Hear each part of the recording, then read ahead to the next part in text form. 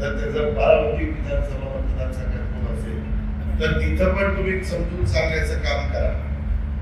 आणि केंद्रामध्ये सत्ताधारी पक्षाच्या विचारांचे खासदार निवडून दिल्यानंतर जास्तीचा निधी हा आपल्याला आणता येईल। मागं काही आपल्याला शिरूर लोकसभा मतदारसंघात जास्त निधी आणता आला नाही, बारामती लोकसभा मतदारसंघात जास्त निधी आणता आला नाही, कारण उमेदवार तिथले खासदार हे मोदी साहेबांच्यावर टीका टिप्पणी करणारे होते आणि त्याच्यामुळे या समस्येला आपल्याला सगळ्यांना सामोरं जावं लागलं। त्या गोष्टीचं भान कृपया आपण सगळ्यांनी ठेवलं पाहिजे आणि तशा पद्धतीने आपलं पर्सेंटेज वाढेल।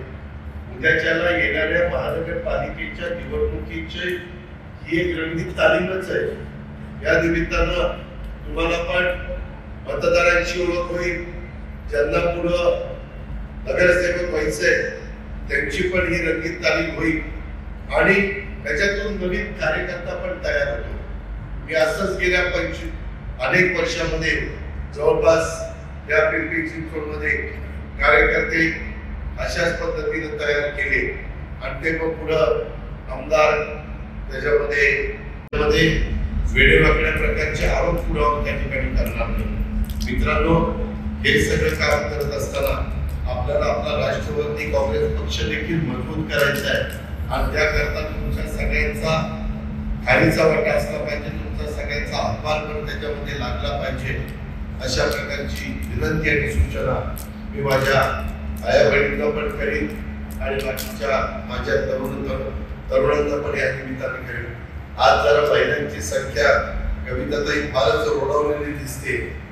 ते जर महानगरपालिकेचं तिकीट वाटप असतं तर निम्म्याच्यावर महिलाच कसे असते। अहो, आता मोदी साहेबांनी 2029ला नीट त्या ठिकाणी ऐका, तुम्ही सगळ्यांनीच त्याची नोंद घ्या। आपले 543 खासदार आहेत, त्या 543 खासदारामध्ये 141 खासदार आता महिला निवडून जाणार आहेत पुढच्या वेळेस पासून 29 पासून 543 तर निवडून जाणार, पण ऍडिशनलचे 181 या महिला जाणार देशातून।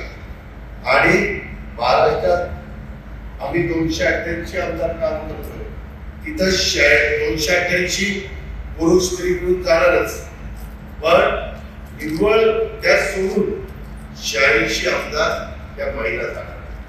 मग आता महिलांना एवढी संधी मिळती म्हटल्यावर तिथं म्हणतात किंवा इथं म्हणतात तर दिसं तिकीट मागायला कसं घ्या, दादा तिकीट द्या, दादा तिकीट द्या, इथे घ्यायला काय तर त्याची नोंद तुम्ही घ्या, तू पण घे, बाकीच्या पण सगळ्यांनी त्या बाबतीतली नोंद म्हणताताई तुम्ही पण सगळ्यांनीच घ्या। अशा प्रकारची माझी तुम्हाला सगळ्यांना सूचना आहे। कार्यकर्त्यांनो, तरुणांनो, तुम्हाला ही चांगली संधी आहे, त्याच्यात